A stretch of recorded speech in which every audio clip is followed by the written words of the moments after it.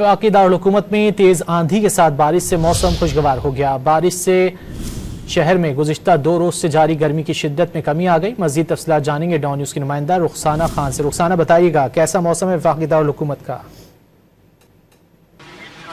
जी बिल्कुल, इस वक्त शहर इक़्तिदार के मौसम की बात कर ली जाए तो मौसम इंतहाई खुशगवार हो चुका है। इस वक्त बारिश का सिलसिला भी शुरू हो चुका है, ठंडी हवाएं चल रही हैं, गर्मी का जोर मुकम्मल तौर पर टूट चुका है, मौसम इंतहाई सुहाना हो चुका है। गुज़िश्ता कुछ रोज से जो शहर इक़्तिदार में गर्मी थी उसका जोर जो है इस वक्त मुकम्मल तौर पर टूट चुका है और दर्जा हरारत में भी कमी वाक़ हुई है।